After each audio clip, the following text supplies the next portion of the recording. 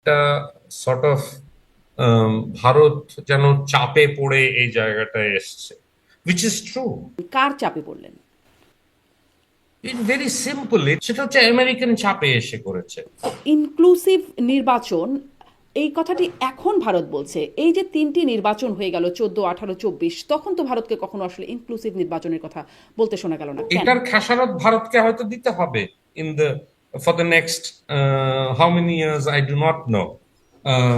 কিন্তু সেই জায়গার থেকে অন্তত একটা লেসন যদি ভারতীয় সরকার পায়, যে ওই যে বিএনপি যে কথাটা বলতো আর কি, বা যে do not put all your eggs in one basket. ভারতে, যেখানে ভারতের নিজের ভেতরে এত বেশি সংখ্যালঘু নির্যাতন হচ্ছে, এই যে সম্প্রতি এই মার্চেও ইউএস রিলিজিয়াস ফ্রিডম প্যানেল তারা বলল যে সংখ্যালঘু নির্যাতন ভারতে বাড়ছে। এছাড়াও মানবাধিকার বিভিন্ন সংস্থা, এইচআরডব্লিউর মতো বিভিন্ন সংস্থা বলেই যাচ্ছে। ভারত বিভিন্ন সময় সেটাকে অস্বীকারও করছে। সেখানে ভারত। এইটা এইটা তো ইউনূস মোদি বৈঠক হয়েছে। এই বৈঠকটি কার সাহায্যে হয়েছে, কার ক্ষমতা বলা হয়েছে, এই বৈঠকের পিছনে কারা কাজ করেছে, কি কাজ করেছে, অবশেষে এটা নিয়ে গুরুত্বপূর্ণ তথ্য দিয়েছেন ভারতীয় একজন সাংবাদিক চন্দন নন্দী।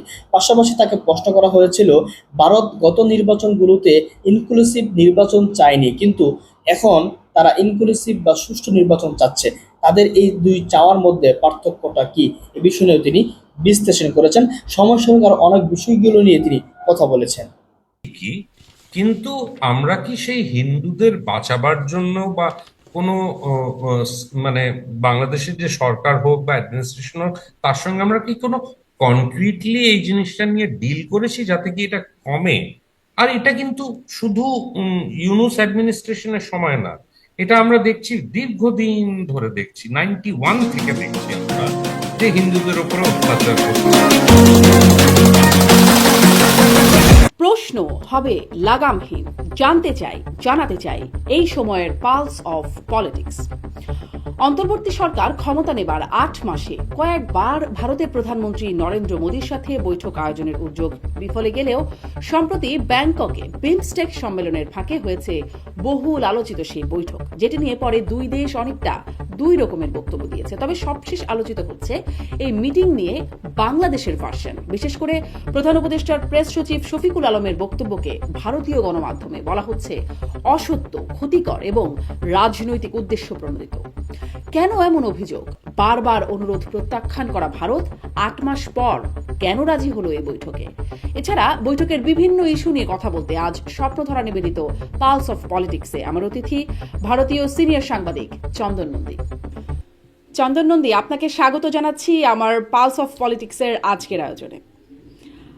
আপনার কাছ থেকে মূলত যেই কথা মানে যেই কথাগুলো আমার আজকে বলার উদ্দেশ্য, আমাদের প্রধান উপদেষ্টা ডক্টর মোহাম্মদ ইউনূসের সাথে ভারতের প্রধানমন্ত্রী নরেন্দ্র মোদীর বৈঠক হলো এবং তার সবশেষ যে বিষয় সেটি নিয়ে আমি আলোচনা শুরু করতে চাই, যেটি ভারতীয় গণমাধ্যমে আসছে। বলছেন, ভারতীয় গণমাধ্যমের খুব স্বনামধন্য গণমাধ্যমগুলো বলছে যে মোদী ইউনূসের বৈঠকে বাংলাদেশের বক্তব্য, বিশেষ করে বাংলাদেশের প্রেস মানে প্রধান উপদেষ্টার প্রেস সচিব শফিকুল আলমের বক্তব্যকে ম্যালিশিয়াস, মিসচিভাস, মানে অসৎ, বিদ্বেষপূর্ণ, দুষ্ট এরকমভাবে আখ্যায়িত করছে, অসত্য বা ইনঅ্যাকিউরেট বলছে। কেন? শফিকুল আলম হলো উম, মানে আজন্স প্রেস, ফ্রান্স প্রেসের আগে ব্যুরো চিফ ছিল, সো কল্ড ব্যুরো চিফ। আর তার আগে সে স্পোর্টস কভার করতো। ঠিক আছে, করতো, ঠিক আছে, কিন্তু তার যে একটা মোহাম্মদ ইউনুস সাহেবের প্রতি ব্যাপার ছিল, সেটা আগে জানা ছিল না। মানে সে আম, নানান ধরনের পোস্ট করতো আহ, আহ, এই ইন্টারিম সরকার আসার আগে। সেগুলো ঠিক আছে, সেগুলো অনেকটা ইয়ার্কির ছলনায় হয়তো করতো। আম, কিন্তু ওকে প্রেস সেক্রেটারি হিসেবে নেওয়াতে অনেকেই আশ্চর্য হয়েছিল বাংলাদেশেও। আমি তো হয়েইছিলাম আর কি। আহ, এখন অবধি যা সে করেছে, আহ, আমি তাকে মোটামুটি ফলো করি। I don't take him very seriously, কিন্তু মোটামুটি যতটুকু ফলো করি তার থেকে বোঝা গেছে যে আহ, উম, ওই যেটাকে ইংরেজিতে বলে when one tries to overdo things আর কি। হ্যাঁ, তো তাকে সেই পদমর্যাদায় থাকার জন্য তাকে অনেক কিছু করতে হয়েছে সেই পদে থাকার জন্য। সেটা দুটো ক্ষেত্রে অন্তত আমরা যেটা আমি অন্তত যেটা ধরেছি, সে ফেক নিউজ সার্কুলেট করেছিল আর কি। কোন আম, নিউজ, কোন নিউজকে ফেক নিউজ বলছেন? একটা হচ্ছে ওই আহ, আওয়ামী লীগের একজন আহ, শেখ পরিবারেরই শেখ সালাউদ্দিনকে নিয়ে, শেখ জুয়েল কে নিয়ে একটা আহ, ভুয়া আর ইন্ডিয়ান আধার কার্ড বানিয়ে, সেটা কে বানিয়েছিল আমি আশা করি সে নিজে বানায়নি, বাট যেই বানিয়েছিল আম, সেটাকে সার্কুলেট করেছিল আর কি, তার ফেসবুক পেজে। পরবর্তীকালে সেটাকে সে রিমুভও করে আর কি, যখন সেটা ভুয়া প্রুভড হয়। আম, তো সেটা একটা ছিল। উম, আরেকটা যেটা ছিল আমার মনে হয় এই ইন্ডিয়াকে নিয়েই একটা পোস্ট করেছিল, সেটাও ফেকই ছিল। আর প্রফেসর ইউনুস আর আহ, নরেন্দ্র মোদীর যে বৈঠক হলো বিমস্টেকে, থাইল্যান্ডে, আচ্ছা, ব্যাংককে। এটা নিয়ে নিশ্চয়ই আপনি আরেকটু বলবেন, কারণ এটাই আমার মূল প্রশ্ন। কিন্তু এই যে ফেক নিউজের কথা বলছেন, সেটি তো আসলে হ্যাঁ, বাংলাদেশের পক্ষ থেকে, মানে ভারতীয় গণমাধ্যমের ফেক নিউজকে মোকাবেলা করতে করতে করতে করতে একরকম টায়ার্ড, ইদানিং মনে হয় খানিকটা সেটাও কমেছে। কিন্তু মাঝখানে এই বিষয়টি নিয়ে আমরাও কথা বলেছি। আমার সাথে কথা, মানে আমার এই অনুষ্ঠানে ছিলেন প্রেস ক্লাব অব ইন্ডিয়া সভাপতি গৌতম লাহিড়ী, তার সাথেও আমি এই বিষয়টি নিয়ে কথা বলেছি। এই বিষয়টা কি আপনারা সাংবাদিক হিসেবে আমলে নেন? নিশ্চয়ই ফেক নিউজ, সেটা বাংলাদেশ থেকে হোক বা ইন্ডিয়ার থেকেই হোক, ইন্ডিয়ার থেকেও হয়েছে। ইদানিং যেটা গত দেড় সপ্তাহের মধ্যে দেখা গেছে আর কি, যে বাংলাদেশে নাকি আর্মিতে একটা কু হয়েছে। হুম, সেটা কমপ্লিটলি ফেক। এটা নিয়ে অনেকগুলো Indian television channel, including India today, ah, um, তারা এই খবরটা চালিয়েছিল আর কি। খবর তো বলা যায় না, এটা ফেক প্রপাগ্যান্ডাই বলা যায় আর কি, সেটা তারা চালিয়েছিল। তাছাড়াও কিছু ইন্ডিপেন্ডেন্ট ভিডিও চ্যানেল, যেগুলো আর কি আমাদের right wing supported video channel আর কি। হ্যাঁ, কলকাতায় একটি লোক আছে তরুণ ঘোষ বলে, আম, আহ, তাকে কে ফান্ডিং করে সেটা বোঝা যায়। সেও এই খবরগুলো চালিয়েছিল যে বাংলাদেশে নাকি আর্মিতে কু হতে চলেছে বা হয়েছে, বা সেটা দমন করা হয়েছে। এটা কমপ্লিটলি ফেক, আর এটা সার্টেনলি মোটিভেটেড। তো উম, এগুলো আছে, বাট তার মানে এই না যে বাংলাদেশে নেই, বাংলাদেশেও আছে। বাংলাদেশে প্রচুর ফেক নিউজ হয়, আমরা এগুলো, we often struggle to find out the truth behind these fake news. আর শফিকুল আলম, আহ, অনেকটাই উনি খুবই রিসেন্টলি প্রেস সেক্রেটারি হয়েছেন, তো প্রফেসর ইউনুসের। তো তাকে অনেকগুলো জিনিস প্রুভ করার নিশ্চয়ই একটা জায়গা ছিল আর কি, সেখানে উনি সেটা চেষ্টা করেছিলেন ইনিশিয়ালি। বাট সবচেয়ে আশ্চর্যজনক ব্যাপার হলো যে উনি যখন প্রফেসর ইউনুসের সঙ্গে যে আমাদের প্রধানমন্ত্রী নরেন্দ্র মোদীর বৈঠকের কে নিয়ে যে বক্তব্যগুলো রেখেছিলেন, উনি, আমি দেখলাম যে উনি একটা ভিডিওতে দেখলাম যে যেই দ্বিপাক্ষিক মিটিং হয়েছিল, সেখানে সেই ভিডিওতে উনিও ফিচার হয়েছিলেন। সেটাই আমার বরঞ্চ সারপ্রাইজিং লেগেছিল, যে একটা প্রেস অ্যাডভাইজার কি করে একটা উচ্চ লেভেলের প্রধানমন্ত্রী আর চিফ অ্যাডভাইজারের লেভেলের মিটিং এ, বাইল্যাটারাল মিটিং এ উনি কি করে থাকেন, হু ইজ হি। আমার এটা খুব সারপ্রাইজিং লেগেছিল ওনাকে দেখে ওই ভিডিওতে। তারপরে পরবর্তীকালে বুঝলাম উনি যেটা এসে উম, সাংবাদিকদের ব্রিফ করেছিলেন, প্রাইমারিলি বাংলাদেশের সাংবাদিক, হয়তো কিছু ইন্ডিয়ান সাংবাদিকও ছিল, কেন কিনা আমি যেটা শুনলাম যে আমাদের ফরেন সেক্রেটারি বিক্রম মিশ্রিকে কিছু ইন্ডিয়ান জার্নালিস্টও প্রশ্ন করেছিল এই সময়। তা আমি ধরে নিতে পারবো যে কিছু ইন্ডিয়ান সাংবাদিকও বিমস্টেকের এই মিটিং এ ছিল। তার থেকে আমি যেটা বুঝলাম যে শফিকুল আলম উম, নিজের স্পিন ডক্টরিং করেছিলেন আর কি। স্পিন ডক্টরিং করে উনি কয়েকটা ব্যাপারে আহ, আহ, যা ঘটেছিল বা যা ডিসকাস হয়েছিল বা আলোচনা হয়েছিল তার থেকে বাড়িয়ে বলেছিলেন। কিন্তু কিছু কিছু জায়গা যেগুলো ছিল সেগুলোকে উনি অ্যাভয়েড করে গিয়েছিলেন। আম, একটা ছিল যেগুলো উনি বাড়িয়ে বলেছিলেন, সেটা হচ্ছে যে শেখ হাসিনাকে ভারতীয় সরকার, ভারতের সরকার বাংলাদেশকে ফেরত দেবে কিনা এক্সট্রাডিশনের ব্যাপার নিয়ে ওই ধরনের গোছের একটা কথাতে হ্যাঁ, উনি এ বিষয়ে তিনি বলেছেন যে নরেন্দ্র মোদীর অবস্থানকে আসলে নেতিবাচক মনে হয় নাই তার কাছে, মানে তিনি এটা বলেছেন। যে আমার আমার আমার কাছে যতটুকু ইনফরমেশন আছে যে একটা পাসিং রেফারেন্স ছিল, কিন্তু ডক্টর ইউনুস স্পেসিফিক্যালি হয়তো উনাকে মিস্টার মোদিকে হয়তো এটা বলেননি যে বাংলাদেশ তাকে ফেরত নিতে চায় আর কি। আহ, এই জিনিসটা এখনো খুবই ধোঁয়াটে। উম, উম, বিক্রম মিশ্রির যে স্টেটমেন্ট ছিল ভিডিও রেকর্ডেড, সেটাতে উনি শেখ হাসিনার ব্যাপারে কোনো কমেন্ট করতে অ্যাভয়েড করেছিলেন। কিন্তু যেই মিনিস্ট্রি অফ এক্সটার্নাল অ্যাফেয়ার্স এর যেটা মানে ফর্মাল স্টেটমেন্ট ছিল, তাতে সেই পয়েন্টটা ফিগার করেনি। সেটা হয়তো ইন্ডিয়ান কৌশল হিসেবে স্ট্র্যাটেজিক ইয়েতে হয়তো অ্যাভয়েড করেছিল। কিন্তু যেই জিনিসটা শফিকুল আলম প্রেজেন্ট করেছে সেটা হয়তো পুরোভাবে হয় মানে বলা হয়নি তিনি বাংলাদেশের তার একটা তরফ থেকে। অবজারভেশন জানাচ্ছেন, এবং আমি যে গণমাধ্যমের খবরগুলো দেখছিলাম সবগুলোতে সোর্স উল্লেখ, মানে সোর্স এর বরাত দিয়ে সোর্স বলা হচ্ছে, বলা হচ্ছে যে প্রেস সচিবের যে মানে অবজারভেশন সেটি আর ভিত্তিহীন।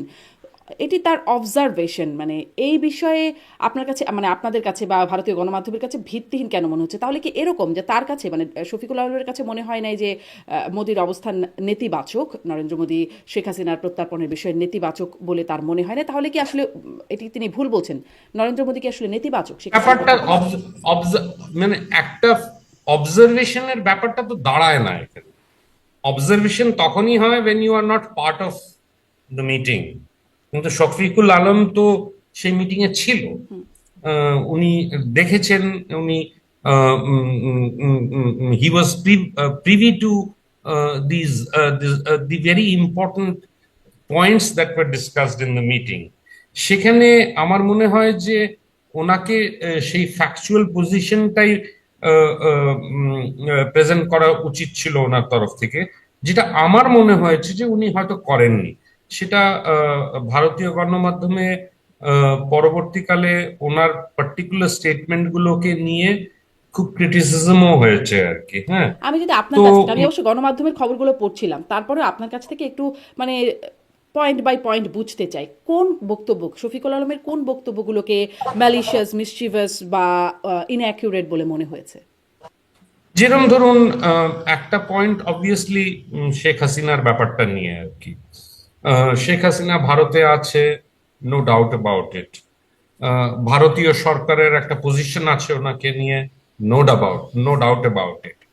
কিন্তু সেটা ভারতীয় ডিপ্লোমেসি এমন একটা জায়গায় পৌঁছয়নি যেখানে আর কি শফিকুল আলম যা বলছে সেটাকে ভারতীয় যা স্ট্যান্ড পয়েন্ট, সেটা আমাদের ফরেন সেক্রেটারি কোনোভাবে সেটাকে নিয়ে এগ্রি করবে কিনা। এখন ডিপ্লোম্যাটিক্যালি দেখতে হলে বিক্রম মিশ্রি সেটা অ্যাভয়েড করে থাকতে পারেন পাবলিকলি আর কি। কিন্তু আমি যা জেনেছি যে এখানে প্রফেসর ইউনুস অত্যন্ত মার্জিতভাবে একটা স্টেটমেন্ট করেছিলেন, কিন্তু এটা করেননি যে ওনাকে ভারতকে আর কি শেখ হাসিনাকে বাংলাদেশে ফেরত পাঠাতে হবে। এটা সার্টেনলি হয়নি। আমি অন্তত দুটো সোর্সের থেকে এটা কনফার্ম করে জেনেছি যে এটা ঠিক না, যেটা শফিকুল আলম সাহেব বলেছেন যে আহ, উম, এই শেখ হাসিনাকে নিয়ে প্রফেসর ইউনূসের বক্তব্য বা প্রফেসর ইউনূসের যে স্টেটমেন্ট, মানে উনি যা মিস্টার মোদির সামনে রেখেছেন, সেটা যেটা স্ট্রংলি উনি বলেছেন, সেটা কিন্তু ভারতীয় লেভেলের থেকে, ভারতীয় অফিসিয়াল পজিশনের থেকে একদম আলাদা। আমি কিন্তু ভারতের এটা অফিসিয়াল দেখতে হবে। পজিশনটা তো আমরা বুঝতেই পারছি না, কারণ প্রেস সচিব ভারতীয় দুঃখিত, অফিসিয়াল পররাষ্ট্র পজিশন, সচিব, হ্যাঁ, বিক্রম ভারতীয় মিশ্রি তিনি অফিসিয়াল, বলছেন এটা বলা উচিত হবে না, এটি তার বলা আলোচনা হয়েছে কিন্তু এটা বলা তার উচিত হবে না। কেন উচিত, হ্যাঁ, কেন হবে না, কি হবে বললে মানে? Good question. একটা তো হচ্ছে যে শেখ হাসিনা অত্যন্ত বিতর্কিত এই মুহূর্তে, উইচ ইজ এগ্রিড। কিন্তু যেই ফরম্যাটে মানে প্রফেসর ইউনুস এই পয়েন্টটাকে রেজ করেছেন, আর যেই তার ভিত্তিতে যেই উত্তর মিস্টার মোদি ওনাকে দিয়েছেন, সেটার মধ্যে যখন মানে একটা ঘোলাটে ব্যাপার এসে গেছে, একটা কন্ট্রোভার্সি এসে গেছে অলরেডি। কেন কিনা মিস্টার শফিকুল আলম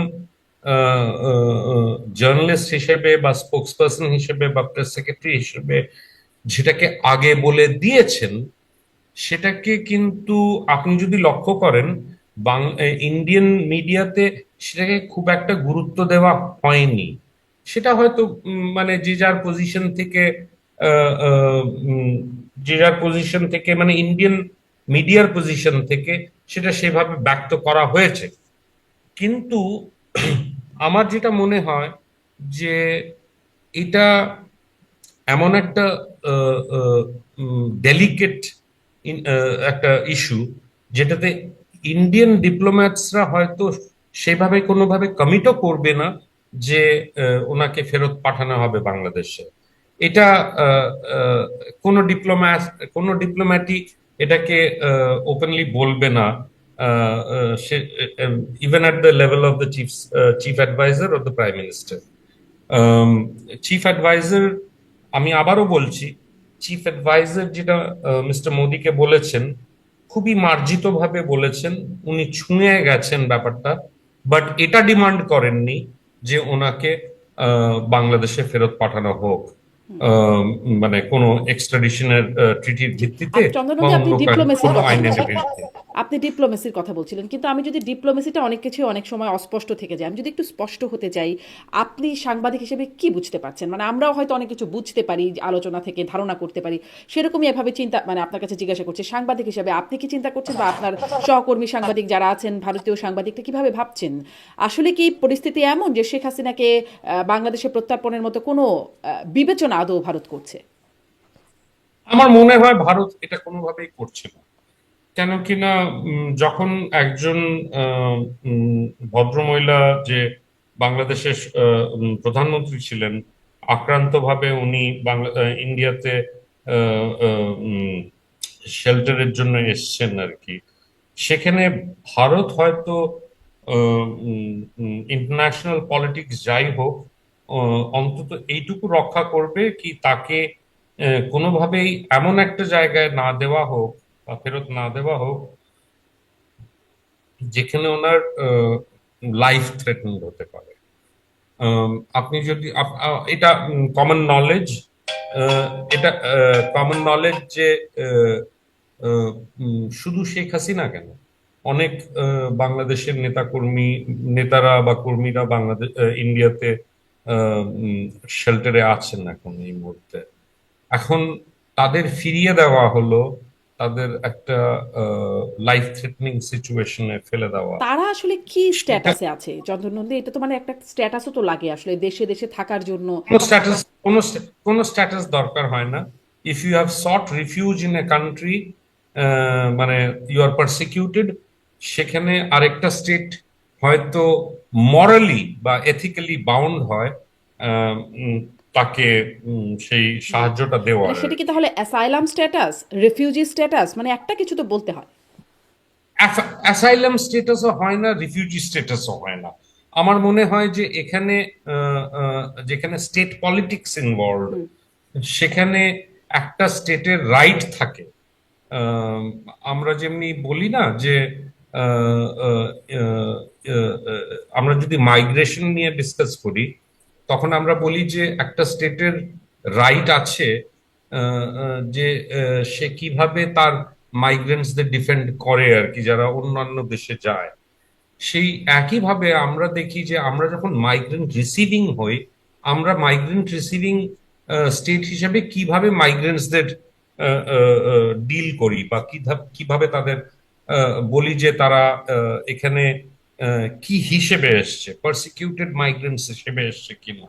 যেমনি বাংলাদেশ থেকে হিন্দুরা আসে যখন, তখন আমরা বলি তারা পারসিকিউটেড। কিন্তু যখন আমরা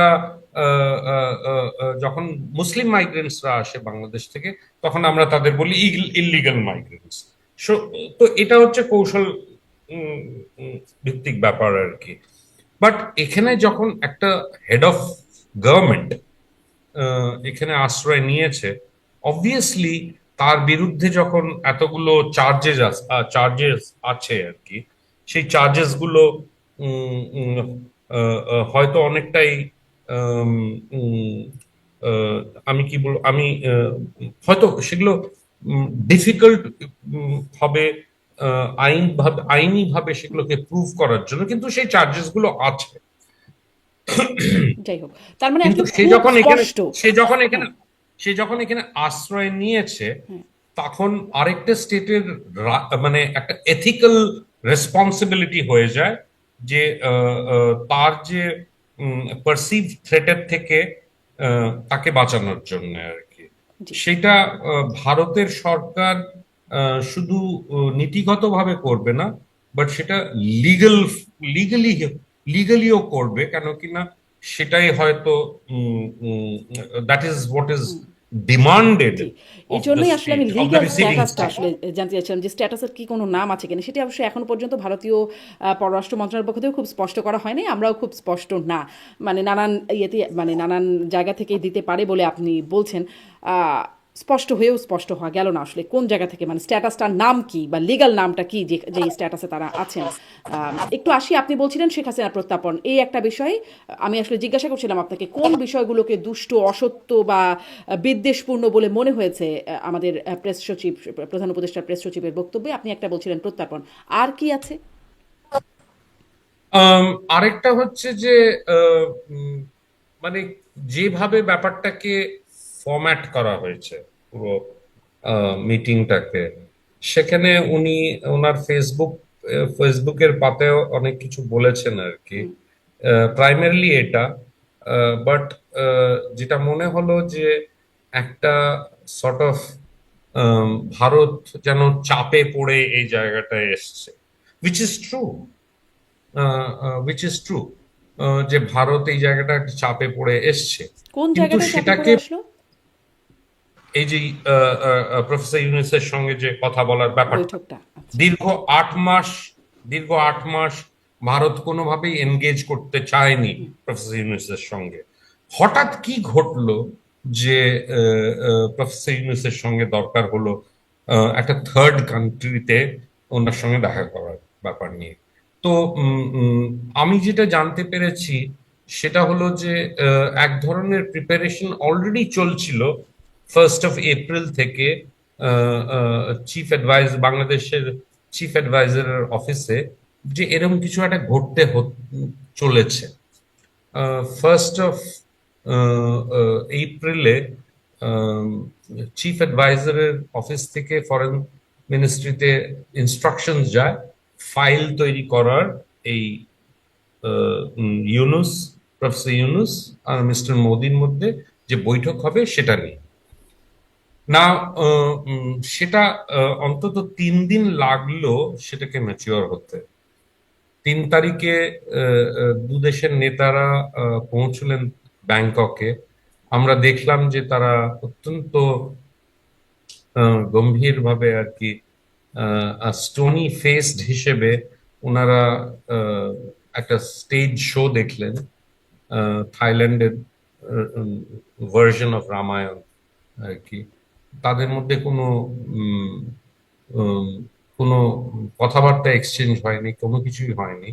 আর হঠাৎ আমরা দেখলাম 4 তারিখে সামিটের সাইড লাইনে, মেন যে বিমস্টেকের সামিট হলো তার সাইড লাইনে তারা মিট করলেন প্রায় আধা ঘন্টা।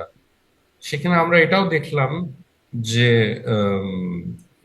Indian side played host to doctor Yunus.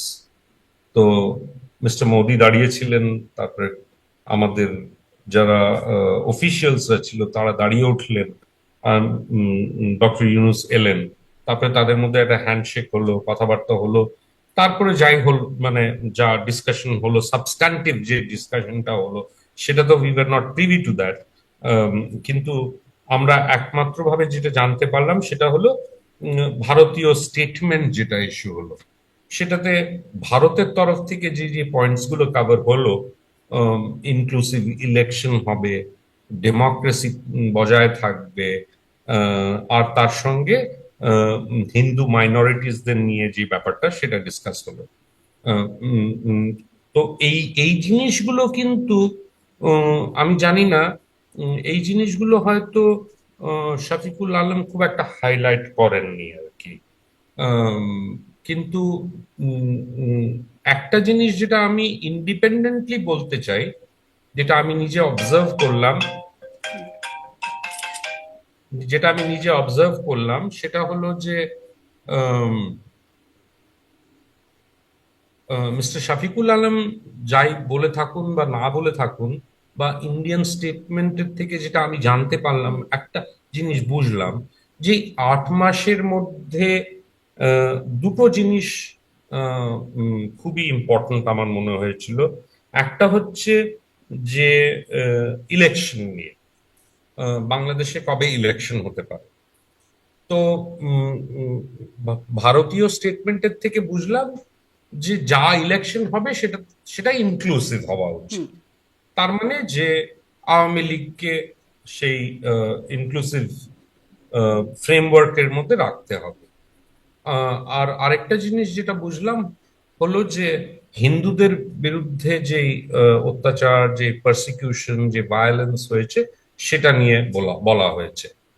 কিন্তু দুটো জিনিস তার থেকে আমি নোটিস করলাম, হয়তো এক্সপ্লিসিটলি ইন্ডিয়ান স্টেটমেন্টে বলা হয়নি।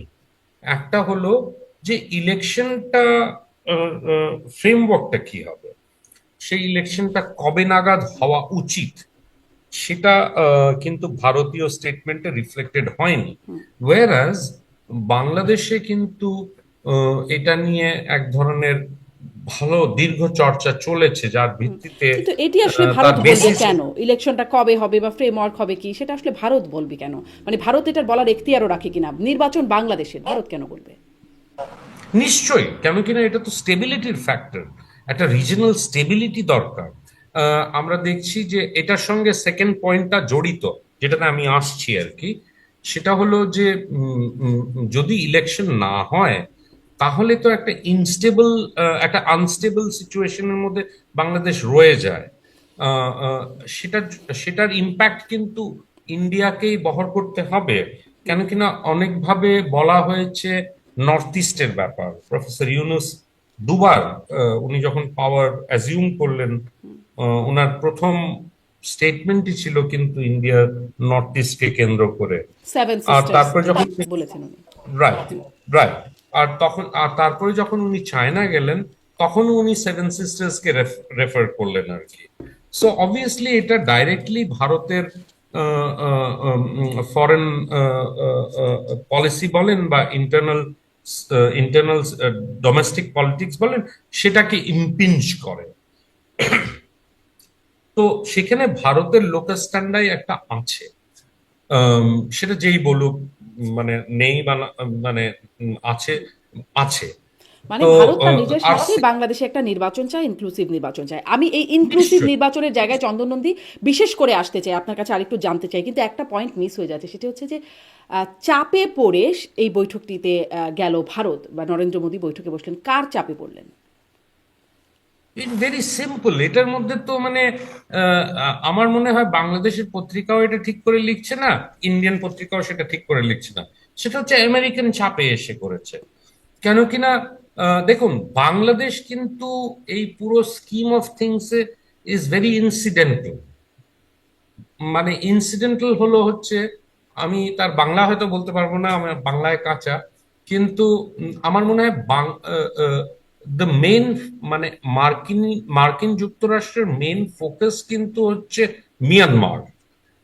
Let's be very very clear about it. Bangladesh হচ্ছে একটা স্টেপিং স্টোন তার জন্য। বাংলাদেশ থেকে বাংলাদেশের সঙ্গে রাখাইন স্টেটের একটা বর্ডার আছে। তো সেখানে এই চাপটা কিন্তু মার্কিন যুক্তরাষ্ট্রের থেকে এসছে, আমার যতখানি আমার কাছে যা ইনফরমেশন আছে। তার আগে আপনি দেখবেন অনেকেই জানে যে মার্কিন যুক্তরাষ্ট্রের একজন লেফটেন্যান্ট জেনারেল এসেছিলেন, mister lieutenant general Joel bowel বলে। উনি এসে একদিনের জন্য এলেন, তার 24শে মার্চ এলেন, 25শে মার্চ উনি ফেরত চলে গেলেন। সেটা নিয়ে হয়তো আলাদা ডিসকাশন হতে পারে, কিন্তু এটা অন্তত প্রুভ করে যে মার্কিন যুক্তরাষ্ট্রের একটা ইম্পর্ট্যান্ট অবজেক্টিভ হচ্ছে রাখাইন স্টেটে বা মিয়ানমারে যা ঘটছে সেটাকে কিভাবে হ্যান্ডেল করা, আর তার জন্য বাংলাদেশ কি রোল প্লে করতে পারে।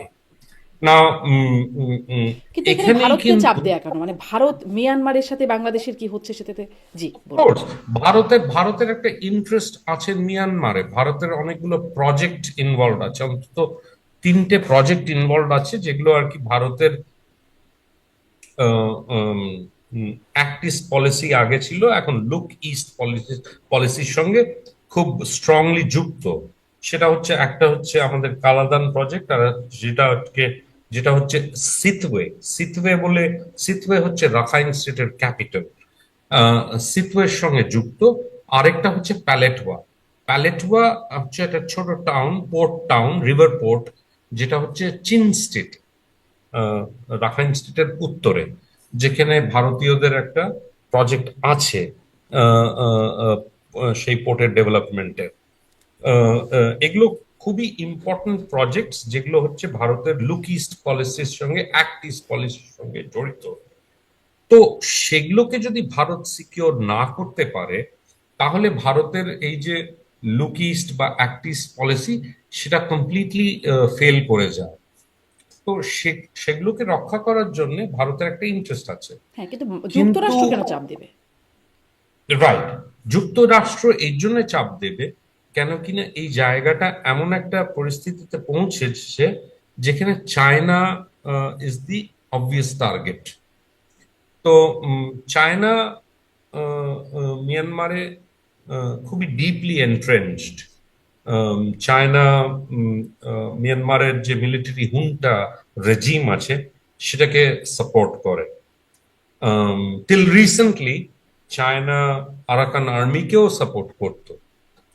কিন্তু যা বোঝা যায় বা শোনা যায়, বা আমাদের সূত্ররা যা বলে আর কি, যে ওভার দ্য লাস্ট 5-6 মান্থস ইন্ডিয়াও কিন্তু আরাকান আর্মির সঙ্গে একটা এনগেজমেন্টের জায়গায় এসছে, নিজের ওই 3টে প্রজেক্ট গুলোকে বাঁচাবার জন্য। আর মার্কিন যুক্তরাষ্ট্রও কিন্তু আরাকানদের সঙ্গে এনগেজ করেছে একটা জায়গায় এসে। তো সেখানে আরাকান আর্মি কিন্তু চাইছে রাখাইন স্টেটটাকে একটা ইন্ডিপেন্ডেন্ট এন্টিটি হিসেবে ডিক্লেয়ার করার জন্য, বা সেটাকে ইন্ডিপেন্ডেন্ট একটা জায়গায় নিয়ে যাওয়ার জন্য। কিন্তু এখনো সেই প্রজেক্টটা বা সেই মিলিটারি অবজেক্টিভটা এখনো কমপ্লিটলি ফুলফিল হয়নি। 3টে ইম্পর্টেন্ট টাউনশিপ এখনো আরাকান আর্মির দখলের বাইরে। একটা হচ্ছে সিথওয়ে, সেটা হচ্ছে রাখাইন স্টেটের ক্যাপিটাল। আরেকটা হচ্ছে চকফিউ, যেখানে অন্তত $7 to 8 billion এর চাইনিজ ইনভেস্টমেন্ট পাচ্ছে। আর একটা হচ্ছে মানং বলে একটা জায়গা। তো এই তিনটে জায়গা ইম্পর্টেন্ট টাউনশিপ এখনো রাখাইন আরাকান আর্মির কন্ট্রোলের বাইরে আছে। তো ওরা যেটা চাইছে হচ্ছে এই দুটো ইম্পর্টেন্ট জায়গা, একটা হচ্ছে সিথওয়ে আর একটা হচ্ছে চকফিউ। চকফিউ প্রাইমারিলি কেন কিনা সেটা হচ্ছে একটা ইকোনমিক হাব, আর Sittwe because it is the capital of Rakhine.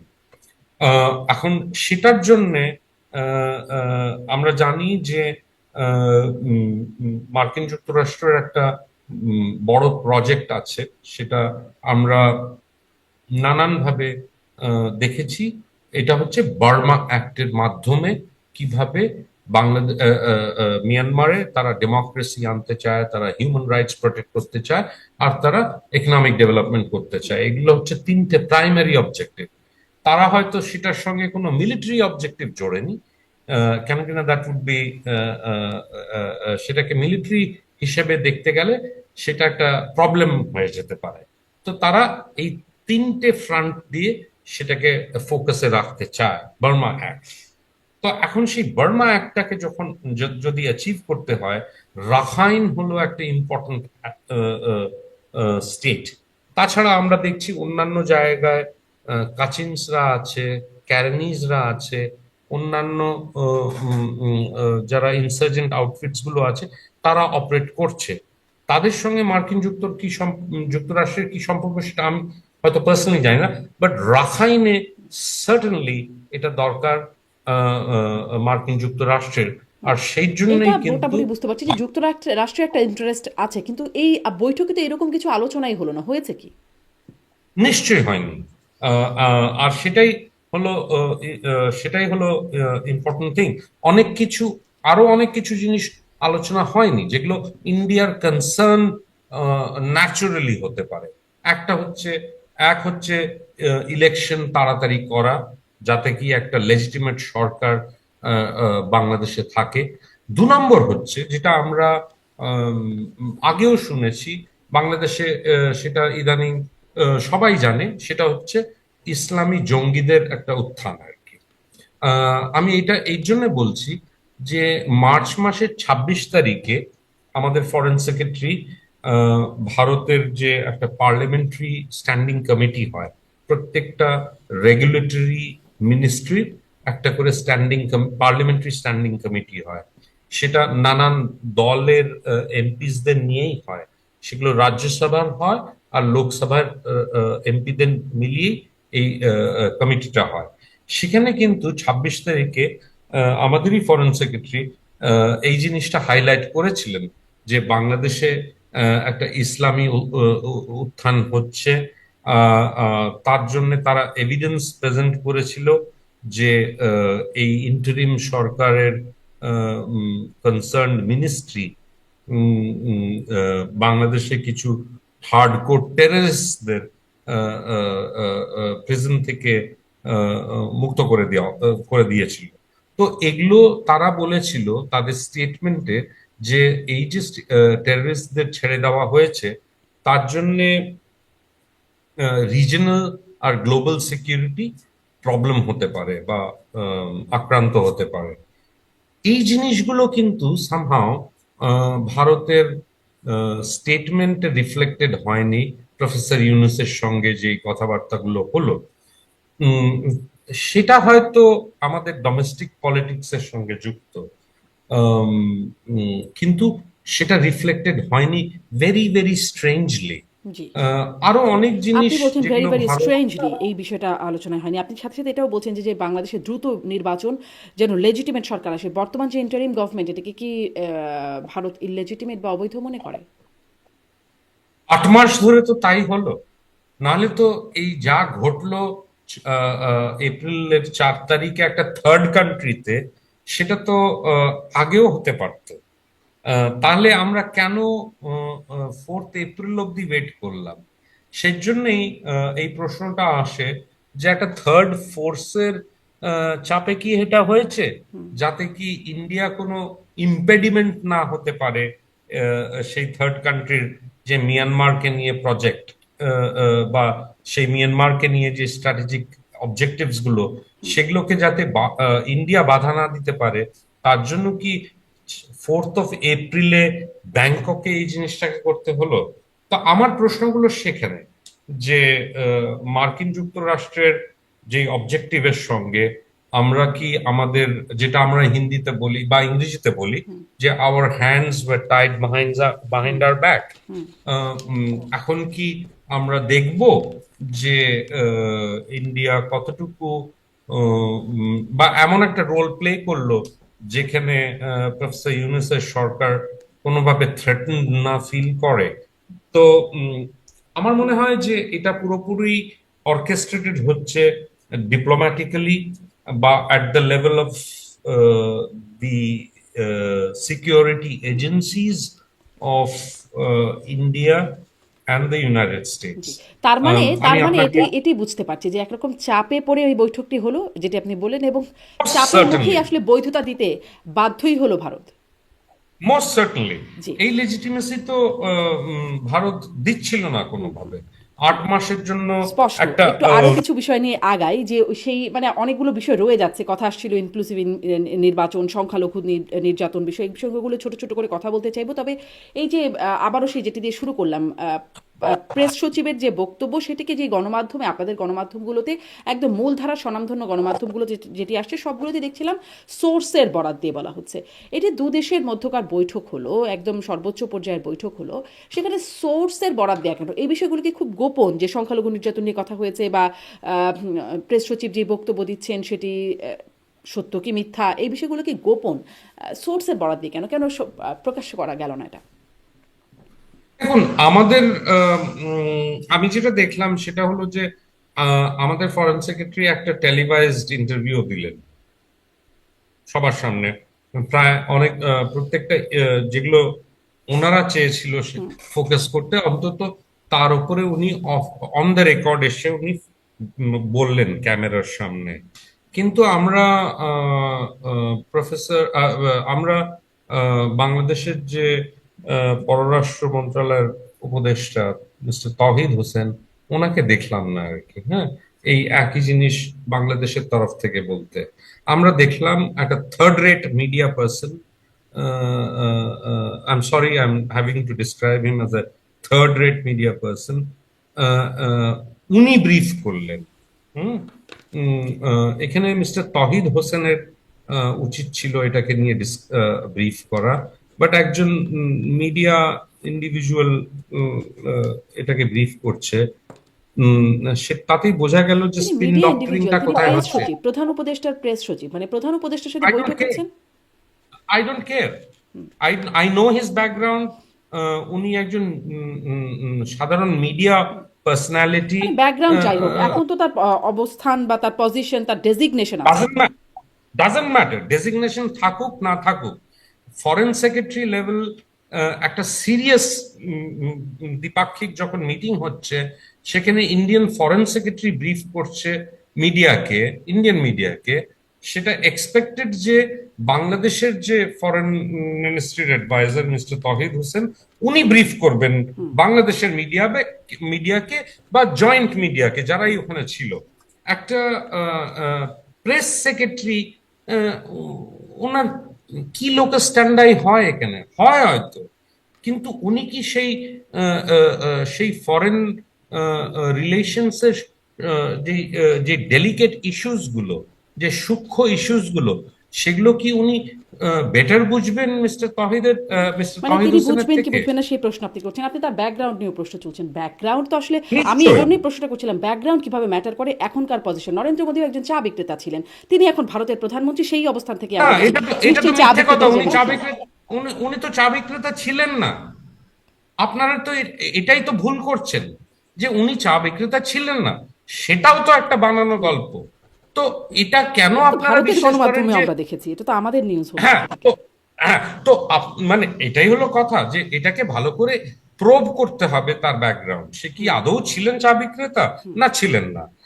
এখন আমরা যদি দেখি এমনকি যে গুজরাট প্রফেসর, দাঙ্গার কারণে ভারত মানে নিষিদ্ধও ছিলেন যুক্তরাষ্ট্রে, এরকম ব্যাকগ্রাউন্ডও তো তার নিশ্চয়ই আছে। নিশ্চয়ই আছে, যে এর মধ্যে তো কোনো দোরায় নেই। যে অনেকে ভারতে যারা লিবারেল ঘরানার লোকজন তারা ওনাকে ব্লেম করেন গুজরাটের রাইটস নিয়ে। আর সেটাকে আমরা উড়িয়ে দিতে পারি না এখনো, যে উনি তার মধ্যে ইনভলভ ছিলেন কিনা বা ওনার প্রশাসন ইনভলভ ছিল ছিল কিনা যখন উনি গুজরাটের মুখ্যমন্ত্রী ছিলেন। তো এই জিনিসগুলো একটা একটা ব্যাপার হয়। তাহলে কি আমরা বলবো যে প্রফেসর ইউনূস তো এনজিওর ব্যাকগ্রাউন্ড, ওনার কি লোকে স্ট্যান্ডাই হয় একটা দেশ চালাবার জন্য? উনি কি বোঝেন সেই সূক্ষ্ম যে সূক্ষ্ম ব্যাপারগুলো দরকার হয়? আহ, এখন অব্দি দেখছি যে উনি তো বেশ ভালোই করছেন, বেশ স্ট্র্যাটেজিক্যালি অ্যাপ্রোচ গুলো করছেন। উনি যথেষ্ট যেটা আমি বললাম যে এপ্রিল মাসের 1 তারিখে ওনারই অফিস থেকে ফরেন মিনিস্ট্রির অফিসে ইনস্ট্রাকশনস গিয়েছিল মিস্টার মোদির সঙ্গে যে মিটিং হবে সেগুলোকে নিয়ে ফাইল তৈরি করার। তার মানে হচ্ছে যে ওনার কাছে কি আগাম ইনফরমেশন ছিল যে এই ধরনের একটা মিটিং হতে পারে। তো পুরোপুরি আমাদের দেখতে হবে যে কোন লেভেলে ডিপ্লোমেসিটা হচ্ছে। তো সেখানে আমাদের আরেকটা জিনিস দেখতে হবে, এই লেভেলের যদি ডিপ্লোম্যাটিক এনগেজমেন্ট হয় তাহলে সেখানে একজন ফরেন মিনিস্ট্রির অ্যাডভাইজারকেই মিডিয়াকে ব্রিফ করাটা আমার মনে হয় আপনি বেশি যৌক্তিক বললেন। রেলেভেন্ট।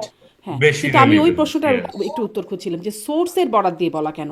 শব্দগুলো তো শক্ত শব্দ ব্যবহার করা হয়েছে, ম্যালিশিয়াস, মিসচিভাস বলা হচ্ছে, যে ইনঅ্যাকিউরেট মানে প্রেস সচিবের বক্তব্য, এই শব্দগুলো একদম ব্যবহার করা হচ্ছে, কিন্তু সোর্সের বরাতে কেন?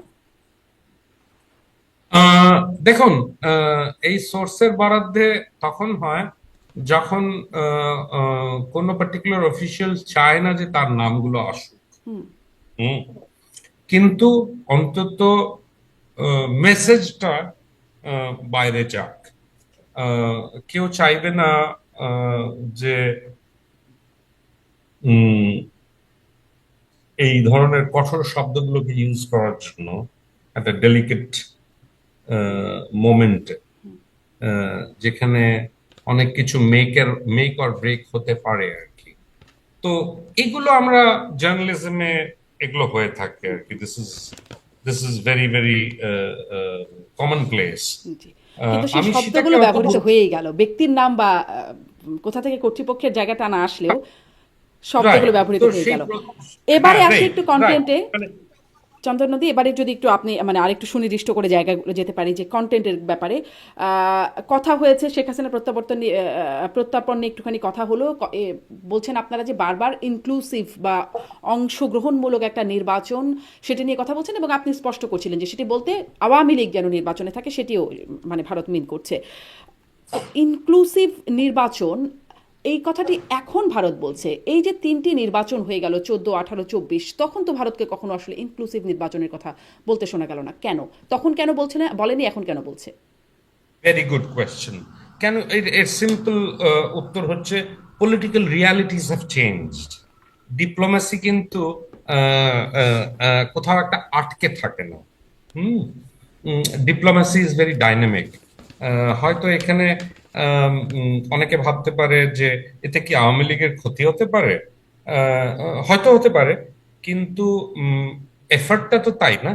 আমরা যদি স্টেট পলিসি হিসেবে দেখি যে এফার্টটা হচ্ছে যে আহ, আহ, একটা ইলেকশন যদি হয় আগামী দিনে, সেখানে আহ, আহ, সেটা যদি ইনক্লুসিভ হয়, সেটা অবভিয়াসলি আমার মনে হয় বেশি গ্রহণযোগ্য হবে। আর সেটা একই জিনিস কিন্তু বিএনপিও তাই এক্সপ্রেস করছে। বিএনপি কিন্তু কোনো রিজার্ভেশন রাখছে না যে আওয়ামী লীগ পার্টিসিপেট করা উচিত কি উচিত না। তারা খুব এক্সপ্লিসিটলি বলছে যে আওয়ামী লীগের পার্টিসিপেট করা উচিত এখানে। কেন কিনা এই জিনিসটা তাহলে প্রুভ হবে, যেই জিনিসটা আওয়ামী লীগ করছিল আর কি বিএনপির ক্ষেত্রে।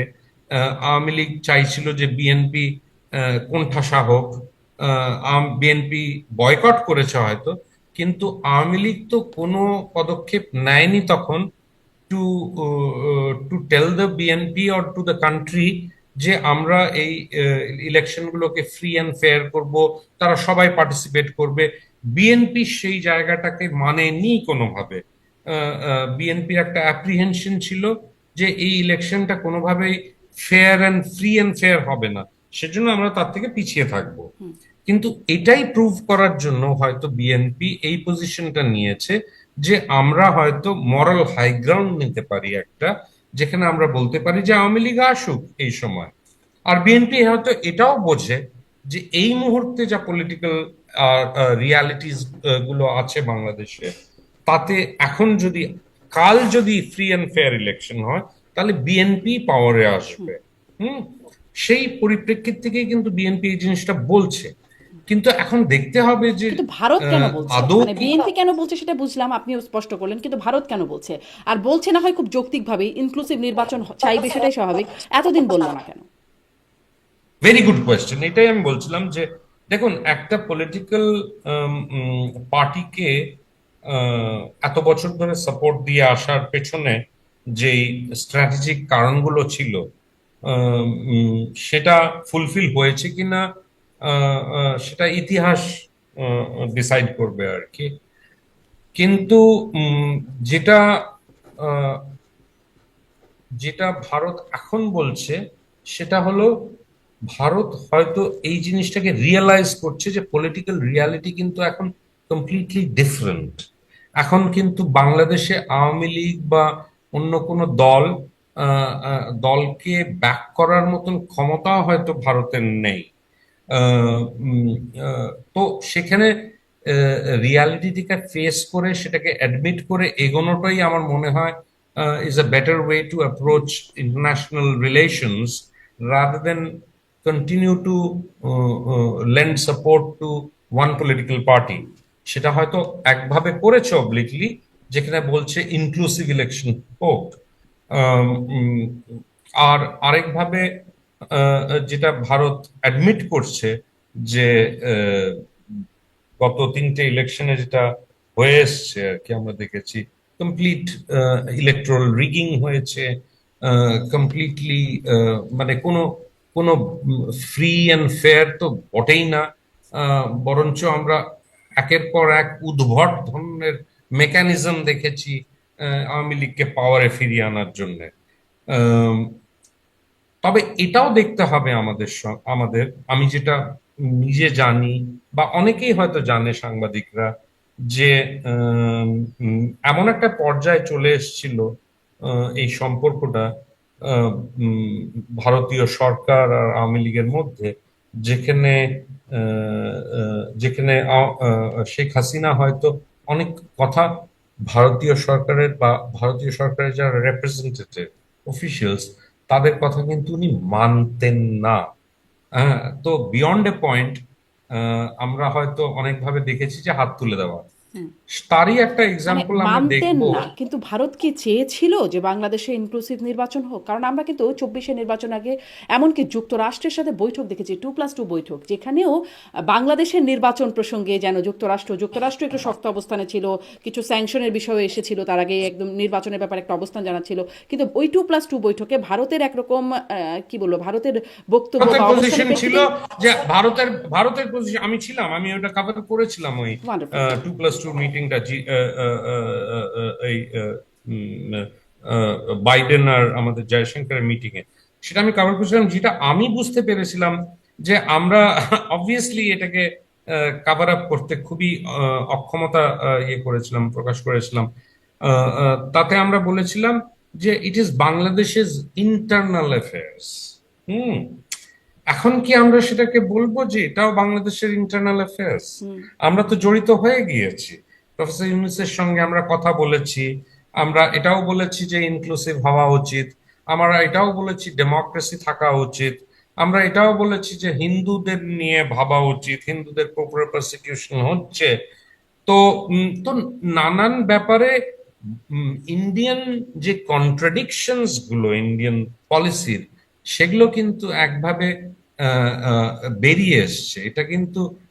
এটা কিন্তু ডিনাই করা যাবে না যে ইন্ডিয়ান পলিসির মধ্যে যে কন্ট্রাডিকশনস গুলো ছিল, সেগুলো ধামাচাপা রয়ে গেছে, সেগুলো রয়নি। ধামাচাপা রয়নি, কিন্তু এগুলো বেরিয়ে এসছে নানান ভাবে। এই যে ইনক্লুসিভ আপনি বললেন, yes I agree with you. Democracy এতদিন কেন বলেনি? তো এটার খেসারত ভারতকে হয়তো দিতে হবে in the for the next how many years I do not know.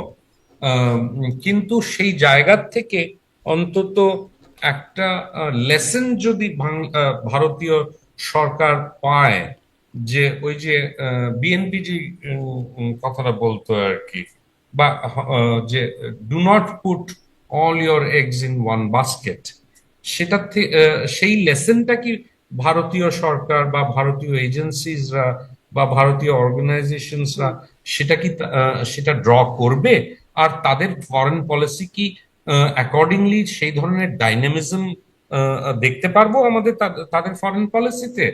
উম, উম, আমি চাই আহ, আমি চাই যে সেই ধরনেরই হোক। জি, তার মানে আপনার এই জায়গাটা খুবই কিন্তু স্পষ্ট। অনেক ধন্যবাদ যে মানে এই জায়গাটা স্বীকার করে আপনি মনে করছেন যে ফরেন পলিসিতেও ভারতেরও একটা রিয়েলাইজেশন আসা দরকার। নিশ্চয়ই দরকার। অনেক ধন্যবাদ, অনেক ধন্যবাদ। কথা হয়েছে সংখ্যালঘু বা আপনিও বারবার বলছিলেন হিন্দুদের উপর নির্যাতন সেই বিষয়টা নিয়ে। আহ, কিন্তু ভারত বারবার এই প্রসঙ্গটাতে বলছে, বাংলাদেশের পক্ষ থেকে বিষয়টা অস্বীকার করা হচ্ছে যে ভারত যেই মাত্রায় বলছে বাংলাদেশে সেই মাত্রায় হচ্ছে না। এই বিষয়ে অনেক গুজবও চলেছে ভারতে, যে গুজবের কথা আমি শুরুতে বলছিলাম। অনেক গণমাধ্যম এটা নিয়ে অনেক গুজব হয়েছে। আহ, না, গুজব আমি আমি ঠিক গুজব বলবো না। Communal violence is a reality. এটা নিয়ে অনেক সংস্থাই বাংলাদেশে ডেটা মেনটেন করেছে। সেই ডেটাগুলো নিশ্চয়ই আশা করি খুবই কেস স্পেসিফিক হবে আর কি। আমরা দেখেছি যে এর সঙ্গে অন্যান্য ধরনের ক্রাইমসও বাংলাদেশে হয়েছে। এই গত, আমরা যদি 2 মাস 2.5 মাসের ডেটাগুলো দেখি, level of murders, level of rape, আর অন্য ধরনের ক্রাইমস, আর্সন, এই জিনিসগুলো আমরা যদি দেখি, তার সঙ্গে সংখ্যালঘুদের উপরে অত্যাচার যেটা হয়েছে, এটাও রিয়ালিটি। জি, এখন কিন্তু ভারত সবসময় মানে একবার এবারই প্রথম না, বারবার বা বারংবার আসলে সংখ্যালঘু নির্যাতন নিয়ে বলছে। কিন্তু ভারতে, যেখানে ভারতের নিজের ভেতরে এত বেশি সংখ্যালঘু নির্যাতন হচ্ছে, এই যে সম্প্রতি এই মার্চেও ইউএস রিলিজিয়াস ফ্রিডম প্যানেল তারা বলল যে সংখ্যালঘু নির্যাতন ভারতে বাড়ছে। এছাড়াও মানবাধিকার বিভিন্ন সংস্থা, এইচআরডব্লিউর মতো বিভিন্ন সংস্থা বলেই যাচ্ছে। ভারত বিভিন্ন সময় সেটাকে অস্বীকারও করছে। সেখানে ভারত এইটা এটা তো এটাকেই বলে স্টেট ডুপ্লিসিটি। যে ভারতে মুসলমানদের বিরুদ্ধে যে ধরনের নির্যাতন হয়েছে আর কি, আর এটা তো শুধু এখন না, এটা মোদী সরকারের থাকার 2014 থেকে হয়ে আসছে। আমরা দেখেছি এর আগে ভিজিল্যান্টে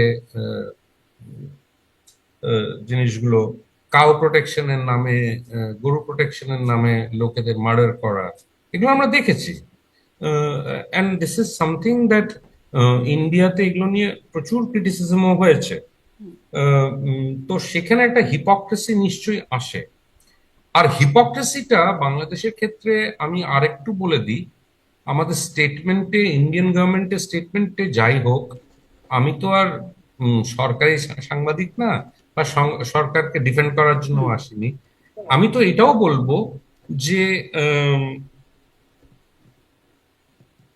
বাংলাদেশের হিন্দুদের নিয়ে যে আমরা স্টেটমেন্ট দেই, তার পেছনেও একটা হিপোক্রেসি আছে। হিপোক্রেসিটা কোথায় আছে? যে আমরা বলি ঠিকই, কিন্তু আমরা কি সেই হিন্দুদের বাঁচাবার জন্য বা কোনো মানে বাংলাদেশের যে সরকার হোক বা অ্যাডমিনিস্ট্রেশন হোক, তার সঙ্গে আমরা কি কোনো কনক্রিটলি এই জিনিসটা নিয়ে ডিল করেছি যাতে কি এটা কমে? আর এটা কিন্তু শুধু ইউনুস অ্যাডমিনিস্ট্রেশনের সময় না, এটা আমরা দেখছি দীর্ঘদিন ধরে, দেখছি 91 থেকে দেখছি আমরা যে হিন্দুদের উপরে অত্যাচার হচ্ছে। আগে ছিল হিন্দুদের যেটা আমরা দেখেছি 71-এ 24% তাদের পপুলেশন নিয়েছিল, সেটা এসে ঠেকেছে বিটুইন 7 and 8%।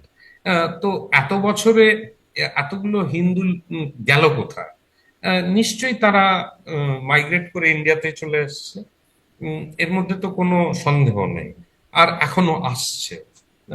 তো আমরা কি আমরা একটা জিনিস করেছি, সেটা হচ্ছে সিটিজেনশিপ অ্যামেন্ডমেন্ট অ্যাক্ট, যাতে কি আমাদের পার্শ্ববর্তী দেশের যারা মাইনরিটিসরা আছে তারা এসে সিটিজেনশিপ গ্রহণ করতে পারে, বা তাদের সিটিজেনশিপ দেওয়া হবে বেসড, তারা যদি দেখাতে পারে, যে প্রুভ করতে পারে তাদের এগেনস্টে পারসিকিউশন হয়েছে।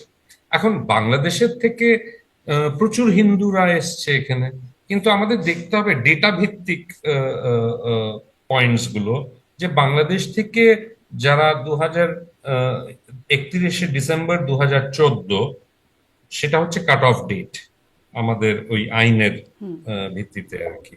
তো আমাদের দেখতে হবে যে এই ডেটের মধ্যে কত হিন্দুরা ইন্ডিয়ান সিটিজেনশিপের জন্য অ্যাপ্লাই করেছে।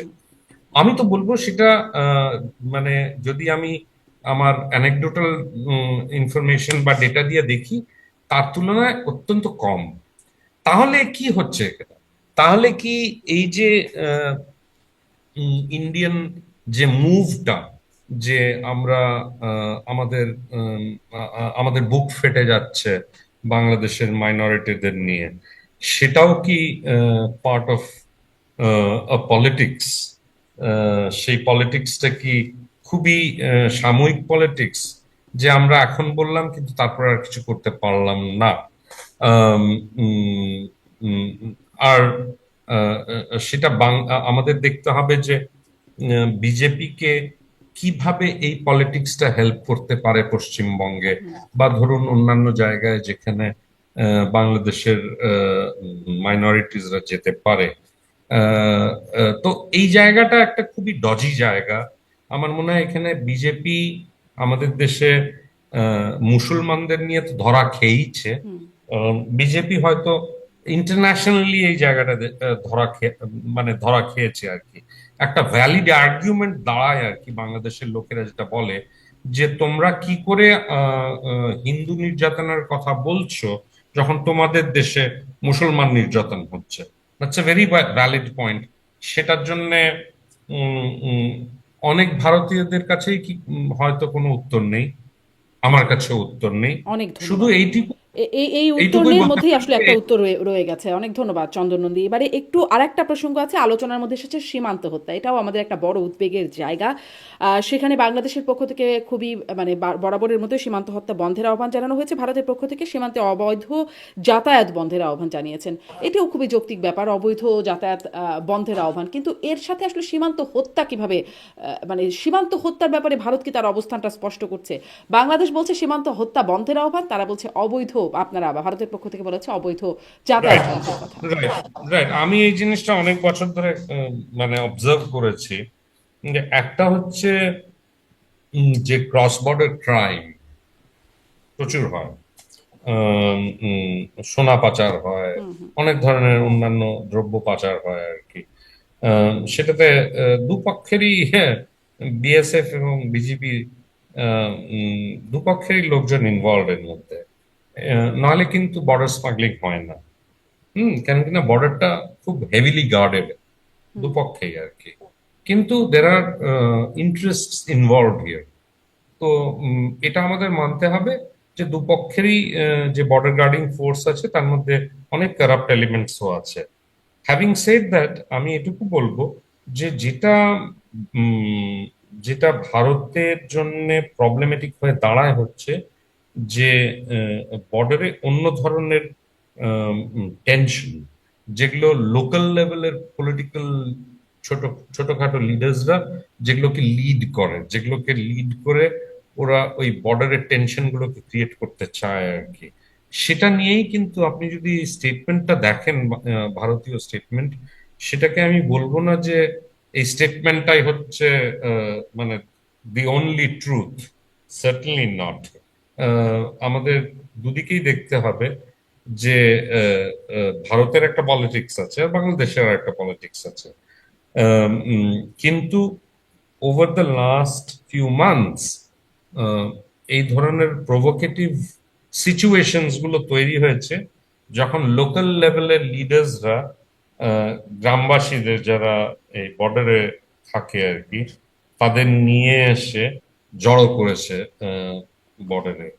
না, সেইটা আহ, আহ, উম, উম, সেটার সেটার ব্যাপারটা নিয়ে আর কি এখন কিভাবে বলা যেতে পারে যে দুটো দেশ তারা টেনশন যদি ক্রিয়েট করতে চায় তাদের নিজেদের বর্ডারে, এটা তো পুরোপুরি completely at the political level address করতে হবে। হুম, মানে এই আহ, বিষয়টা উম, অ্যাড্রেস বারবার করাও হয়, অনেক বৈঠক হয়েছে, যৌথ না, বিবৃতি এটা আছে। এটা হবে, এটা হ্যাঁ, এটা হবে, এটা হবে কেন কিন্তু কি না, কিন্তু এই বর্ডারটা জিনিসটা তো হচ্ছে হয় না চীনের সাথে। আপনাদের মানে ভারতের বর্ডার আছে, পাকিস্তানের সাথে বলছি, হ্যাঁ। শত্রু ভাবাপন্ন না, দেশ, তাদের সাথে তো হয় না।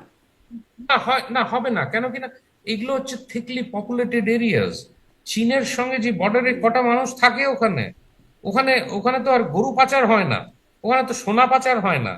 তো যেখানে যেখানে লোকাল লেভেলের ইন্টারেস্ট গুলো ইনভলভ, সেখানেই কিন্তু এই জিনিসগুলো হবে। সেখানেই কিন্তু দুপক্ষেই লোকেরা পলিটিক্যাল লেভেলে এটাকে প্রজেক্ট করবার চেষ্টা করবে। তার মানে কি যে চীনের আপনি সঙ্গে আপনি যে বলছেন border- যেটা লোকাল লেভেলের কাজ, মানে রাষ্ট্রীয় নিয়ন্ত্রণ কি এই জায়গাটার উপর নাই, লোকাল নিয়ন্ত্রণই মানে প্রাধান্য পাচ্ছে। না, লোকাল লেভেলের ব্যাপারটাকেই কিন্তু রাষ্ট্র লেভেলে প্রজেক্টেড হয়ে যায়, যে যার মতন করে সেটাকে প্রজেক্ট করলো। এখন আমরা যদি বলি ভারতের তরফ থেকে যে বাংলাদেশ থেকে সোনা পাচার হচ্ছে, রাইট, আর বাংলাদেশের তরফ থেকে যদি বলে যে ভারত থেকে গরু পাচার হচ্ছে, হ্যাঁ, কেউ কি এটা রাজি হবে মানতে? কেউ তো রাজি হবে না। কেন কিনা এর মধ্যে তো এসেনশিয়াল যে জায়গাটা আর কি, এক তরফ থেকে গরু, আরেক তরফ থেকে সোনা, এটাই তো ফুয়েল করে লোকাল ইকোনমিটাকে। এখানে কিন্তু লোকাল ইকোনমি যদি আপনি দেখেন অ্যালং দ্য বর্ডার, এখানে কিন্তু কোনো চাকরি বাকরি, কোনো ইন্ডাস্ট্রি কিচ্ছু নেই। তো অবভিয়াসলি এই ধরনের লোকাল লেভেলের গ্রে মার্কেট ইকোনমি যেটাকে আমরা বলি, যেটা অনেক সময় মেইন যে ইকোনমিক কাঠামো আর কি, তার মধ্যে কোনোভাবেই আসে না। তো এই যে গ্রে ইকোনমিটাকে বাঁচানোর জন্যই কিন্তু লোকাল লেভেলে এই জিনিসগুলো জেনারেট হয়। তো আমাদের we have to be very mindful of this particular point, যে গ্রে ইকোনমিটা কে কে কিভাবে দেখছে। আমি একটু আগে বললাম যে বিজিবি এবং আম, আমাদের বিএসএফ দুজনেই কিন্তু এই গ্রে ইকোনমির সঙ্গে ডিপলি ইনভলভ। আগে এক সময় ছিল মানুষ পাচার, তারপর হলো গরু পাচার, সোনা পাচার তো ছিলই। তো we have to look at what are the factors that drives this economy, grey G, economy. একদম। আপনি খুবই ওখানেই হচ্ছে, যৌক্তিকভাবে উল্লেখ করলেন কারণগুলো কি, কি এবং বিজিবি, বিএসএফ এর সম্পৃক্ততার বিষয়ে আপনি এই বিষয়টাতে বলছেন। কিন্তু মানে সবকিছু ঠিক। এরপরে হত্যাকাণ্ডটা কেন হচ্ছে? মানে এর জন্য যদি ব্যবস্থা নিতে হয়, আইনি ব্যবস্থা তো আছে। সব দেশে অপরাধ হয়, ভারতে হয়, বাংলাদেশে হয়। কিন্তু অপরাধীকে তো হত্যা করে মেরে ফেলা হয় না, তাকে তো মানে গুলি করে মেরে ফেলা হয় না, বিচারের আওতায় আনা হয়। এই আইন তো ভারতেও আছে। এই সীমান্ত হত্যাটা এত কেন? আমি পরিসংখ্যান দেখছিলাম, আমাদের দেশের পরিসংখ্যান, আইন ও সালিশ কেন্দ্রের পরিসংখ্যান বলছে 9 থেকে 24 সালের জুন পর্যন্ত বিএসএফ এর গুলিতে নির্যাতনে অন্তত 607 জন বাংলাদেশির মৃত্যু হয়েছে। অধিকার বলছে 761 জনের অন্তত মৃত্যু হয়েছে। মানে আরেকটা পরিসংখ্যানের কথা বলছিলাম। হ্যাঁ, এটা অন্য হচ্ছে প্রান্তের আসলে একটা হচ্ছে, বিএসএফ এর, বিজিবির গুলিতে ভারতীয় মৃত্যুবরণের সংখ্যাটা তো কিন্তু আমরা এভাবে পাই না। হ্যাঁ। তো দুটো জিনিস, একটা হচ্ছে যে আপনাকে দেখতে হবে কোনটা হলো বড় ইকোনমি। বড় ইকোনমি হলো ইন্ডিয়া, ছোট ইকোনমি হলো বাংলাদেশ। তো অবভিয়াসলি এখানে ওই বড় ছোট ডাইনামিক্সটাতে যদি আমরা দেখি, এক্সকিউজ মি, তো সেখানে সেখানে বাংলাদেশ থেকে বা ইন্ডিয়ার থেকে যেই দ্রব্যগুলো যাচ্ছে, বা বাংলাদেশে যারা লোকরা আছে এই দ্রব্যগুলোকে নেওয়ার জন্য, সেটা বেশি। উম, তো সেখানে যদি একটা আহ, আহ, উম, এমন একটা ডাইনামিক তৈরি হয়, বা এমন একটা সিচুয়েশন তৈরি হয় যেখানে আহ, বাংলাদেশের থেকে যারা আহ, আহ, আমি এটাকে এইভাবে দেখতে চাই, বায়ার্স আর সেলার্স এর কনসেপ্ট হিসেবে, সেখানে যদি সেই ডিমান্ডটার জন্য অনেকবার ফুলফিল যদি না হয়, তখন what do the buyers do? They become desperate. এটা তো গ্রে ইকোনমি।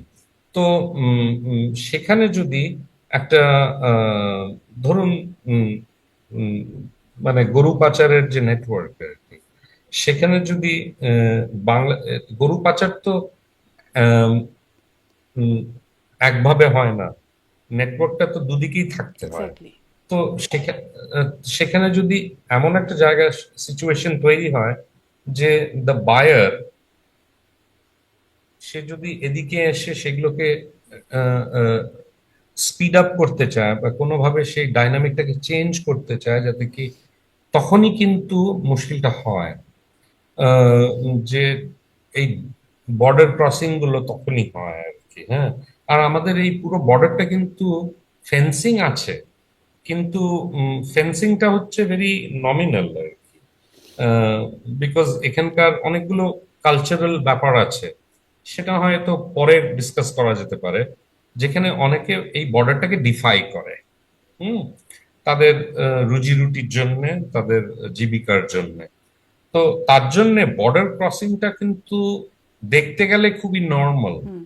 কিন্তু আমরা যখন দেখি যে বর্ডারটা কমপ্লিটলি সিকিউরিটাইজড হয়ে গেছে, বাই উইচ আই মিন যে বর্ডারটাই তো ফেন্সড, তো সেখানে যদি মানুষ এপার থেকে ওপারে যায় বা কোনো পশু এপার থেকে ওখানে ওপারে যায়, সেটাকে একটা সিকিউরিটি ফ্রেমওয়ার্কের মাধ্যমে দেখা হয়। তো যেই মাত্র মানুষ এদিকে আসে, তখন আমরা দেখে নিই যে অলরেডি কিন্তু এই যে কনসেপ্ট অফ বর্ডারটা যখন সিকিউরিটাইজড হয়ে যাচ্ছে, তখন উম, উম, একটা দেশের লোক হলো বাংলাদেশ, আর একটা দেশের লোক হলো ভারতীয়। সে যদি আমার এদিকে আসে, আমি তার উপরে গুলি চালাবো। আর ভারত হচ্ছে পাওয়ারফুল, একটা কিন্তু রিলেটিভলি এখানেই প্রশ্ন, পাওয়ারফুল গুলি প্লেয়ার। কেন চালাবেন? মানে যেটা তো সেটা তো রাইট। নন লেথাল ওয়েপন ব্যবহার করা হবে বা অপ্রাণঘাতী, এটা তো Absolutely. এটাই হলো, this is wire this is wire legacy comes in. BSF এর একটা লেগেসি আছে, আর সেই লেগেসিটার সঙ্গে দরকার হয় যে আমি কতটা আমার বর্ডারটাকে সিকিউরিটাইজড করছি।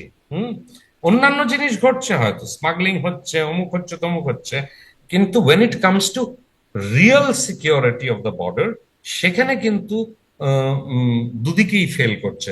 হয়তো ইন্ডিয়াতে বেশি ফেল করছে, কেন কিনা ইন্ডিয়াতে লোকের আসার ব্যাপারটা অনেক বেশি থাকে আর কি। আচ্ছা, এখানে ফেল করছে কারাপশন মানে অনেক এখানে বেশি কিছু থাকে। ব্যর্থতা দুই দেশেরই আছে, সেটি খুবই যৌক্তিকভাবে মানতেই পারি আমরা। কিন্তু মানে রাষ্ট্রীয় পর্যায় থেকে, আমি যেটা নিয়ে আমরা আলোচনা শুরু করেছিলাম, ডক্টর ইউনূস এবং নরেন্দ্র মোদীর বৈঠকে যখন এই প্রসঙ্গটা আসলো, তখন মানে বাংলাদেশের পক্ষ থেকে আসছে সীমান্ত হত্যা বন্ধের আহ্বান, আর ভারত বলছে অবৈধ যাতায়াত সেটি বন্ধের আহ্বান। আহ, এটি কেমন হলো? মানে সীমান্ত হত্যা বন্ধের আহ্বান করা হলে সীমান্ত হত্যা বন্ধের একটা প্রতিশ্রুতি আসবে বা কার্যকর পদক্ষেপ আসবে, সেটি কি এটাই যৌক্তিক? এটাই হলো প্রশ্ন। আমি যখন দেখি যে আমাদের ভারতীয় স্টেটমেন্টে কিন্তু বর্ডার কিলিংস এর কোনো মেনশন নেই। হুম, হুম, হুম, আপনি আরেকবার পড়ে দেখতে পারেন যে আহ, আমাদের স্টেটমেন্টে বর্ডার কিলিংস নিয়ে কোনো মেনশন নেই। ওয়ারাজ আমাদের দেশে আহ, বাংলাদেশ থেকে বর্ডার ট্রান্সগ্রেস করে ঢোকার ব্যাপারটা হাইলাইটেড হয়েছে, খুব ব্রিফলি, খুবই ব্রিফলি হয়েছে। এখন এটাই হলো পলিটিক্স আর কি, স্টেট পলিটিক্স।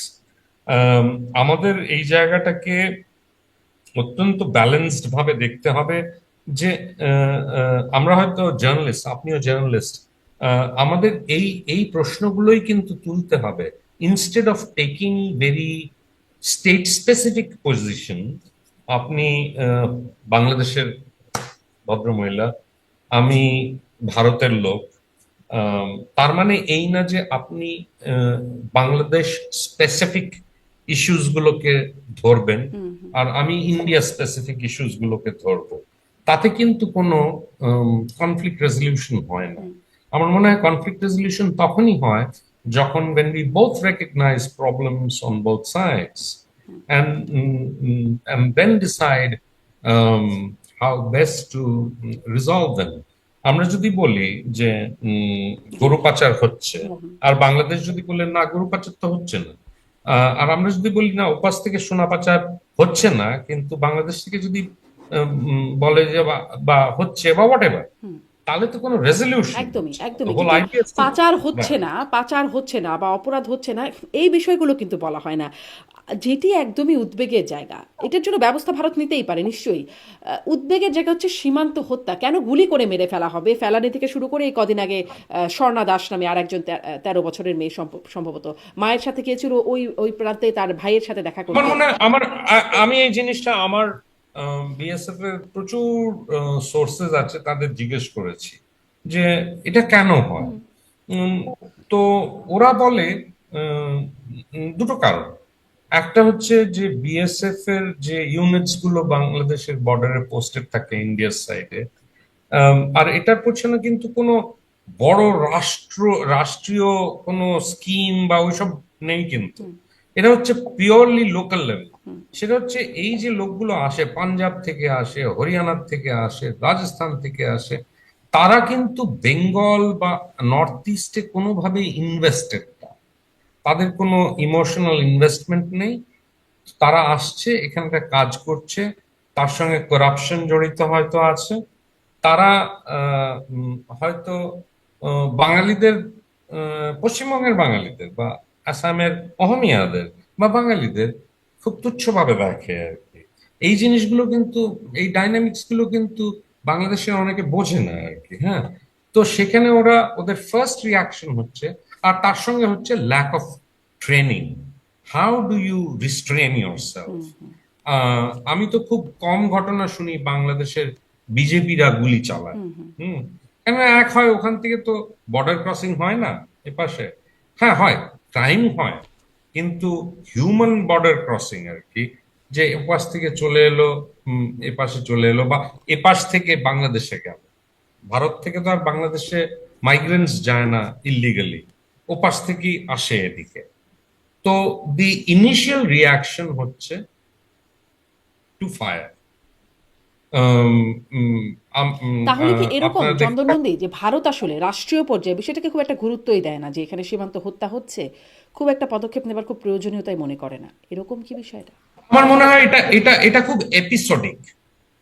যখন সিচুয়েশনটা একটা কন্ট্রোভার্সিয়াল লেভেলে যায় বা অনেক বেশি ডিসকাশন হয়, তখন হয়তো অর্ডার্স ইস্যু হয়, এই তোমরা গুলি চালায়ো না দু ২-৩ মাস আর কি। এটা খুবই এপিসোডিক। তারপরে এই এপিসোডিক জিনিসটা কিন্তু, এই ফোকাসটা কিন্তু সব সময় থাকে না। কেন কিনা একটা বর্ডারে এটা একটা প্রাইমারি অবজেক্টিভ হওয়া উচিত। বাট ওই যে বললাম, আমাদের বর্ডারে কিন্তু নানান স্টেট থেকে নানান ধরনের লিঙ্গুইস্টিক লোকেরা জি। আসে। তাদের জন্য একটা বাঙালি প্রাণী is of probably no consequence আর কি। সে পারলো তো গুলি চালিয়ে দিল। তারপরে অন্যান্য অনেক ধরনের ডাইনামিক্স কাজ করে। এখানে হয়তো পয়সার অঙ্ক অনেকভাবে কাজ করে আর জি। কি। যে পয়সার লেনদেন যদি ঠিক না হলো, তখন আমি হয়তো তাকে বললাম এই দৌড়, তো দৌড়াবার সময় তাকে গুলি মারা হলো আর কি। তো এই জিনিসগুলো অনেক বেশি ডিপলি ইনভেস্টিগেট করলে হয়তো আমরা গভীরে যেতে পারবো, আমরা আসল জি। গল্পগুলোকে বুঝতে জি, পারবো। একদম এই জায়গাটা স্পষ্ট যে অনেক রকম অঙ্ক আছে, অনেক রকম সমীকরণ আছে, কিন্তু ফলাফল হচ্ছে কতগুলো মৃত্যুর পরিসংখ্যান বাড়তে থাকে। আমি এই জন্যই প্রশ্নটা Correct. করেছিলাম যে ভারত রাষ্ট্রীয় পর্যায়ে গুরুত্ব কতটাই আপনি স্পষ্ট করলেন যে বিষয়টা এপিসোডিক। ২-৩ মাস গুলি করো না, এরকম একটা নির্দেশ হয়তো মাঝে মধ্যে আসে। খুব সিরিয়াসলি যে নেয় না, এটি আমার মনে হয় স্পষ্ট হলো। আমি আপনার কাছে একদম শেষ প্রশ্ন, অনেক সময় আপনি আমাকে দিচ্ছেন, অনেক ধন্যবাদ জনাব চন্দ্রনন্দী, কিন্তু শেষ প্রশ্নটা করতে চাই, আপনি ভারত বাংলাদেশের সম্পর্ক সামনে কেমন দেখেন? আমরা শুনেছি সোনালী অধ্যায় বিগত সময়ে আওয়ামী লীগ সরকারের সময় একদম সর্বোচ্চ পর্যায়ে সম্পর্ক তেমনটি শুনেছি, এখন একদম তলানিতে সেটিও আমরা দেখতে পাচ্ছি বা শুনতে পাচ্ছি। সামনে কেমন দেখেন?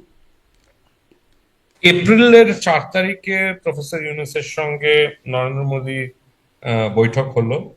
যা হলো হলো, তার স্টেটমেন্ট থেকে আমরা অনেক কিছু বুঝতে পারি। উম, আমার মনে হয় যে দুটো ফ্যাক্টর এখানে ইম্পর্টেন্ট।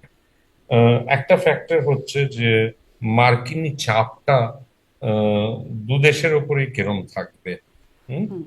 আহ, আহ, সেই মার্কিন চাপের মানে হলো যে মিয়ানমারে কি ধরনের সিচুয়েশন ইভলভ করবে, উম, উম, তার উপরে কিন্তু অনেকটা নির্ভর করছে যে আহ, বাংলাদেশের সম্পর্ক ভারতের সঙ্গে কিরম থাকবে।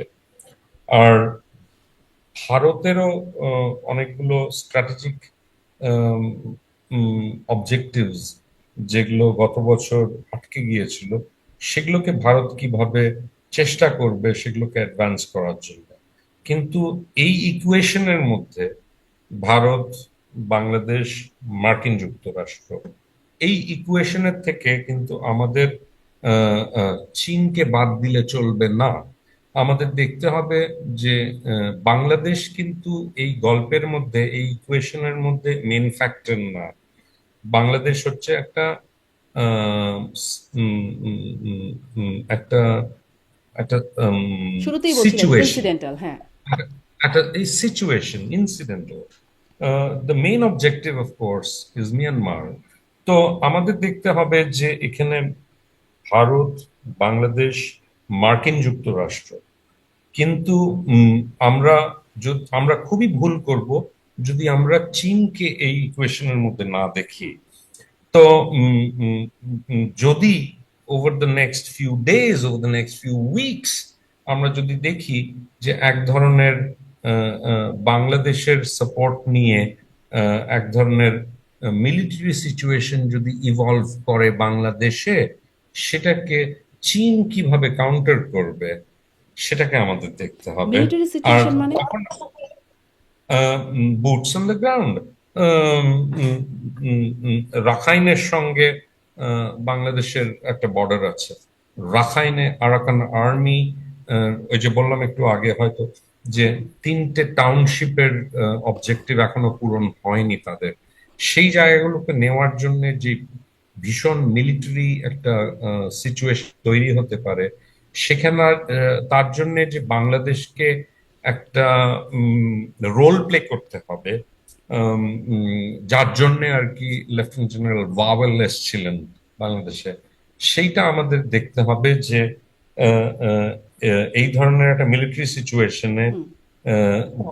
ভারত কিভাবে বিহেভ করে আর বাংলাদেশ কিভাবে বিহেভ করে। ভারতের খুব একটা জায়গা নেই এই মুহূর্তে, কেন কিনা ভারত অলরেডি সেই জায়গাটা মার্কিন যুক্তরাষ্ট্রকে দিয়ে ফেলেছে। সেই জায়গাটা হয়তো নেই যে সেটাকে অপোজ করুক। কিন্তু চীন কি নিজের স্বার্থে এটাকে অপোজ করবে?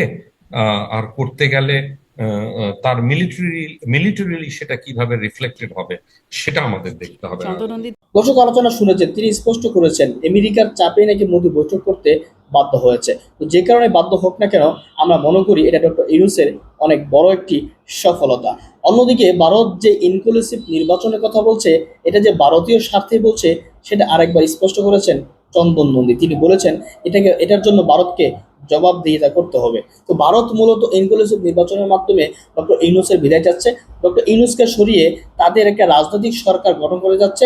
তারা এটা বিশ্বাস করে যে বিএনপি হোক, জামাত হোক, যে সমস্ত রাজনৈতিক দলই ক্ষমতায় আসুক না কেন, তারা ডক্টর ইউনূসের মতো তাদের সাথে আচরণ করবে না। তারা একটু হলেও ভারত বিদ্বেষী কমিয়ে দিবে। কিন্তু ডক্টর মোহাম্মদ ইউনূস তার প্রত্যেকটা আচরণ, প্রত্যেকটা কূটনৈতিক এবং প্রত্যেকটা পররাষ্ট্র মন্ত্রণালয়ের কাজই যেন হচ্ছে ভারত বিরোধী। আর এতে করে ভারত আতঙ্কগ্রস্ত হয়ে গিয়েছে নিজেদের দেশ নিয়ে। দর্শক, চন্দন নন্দীর আলোচনা শুনেছেন, তার আলোচনা কতটুকু যুক্তি আছে মন্তব্য করবেন।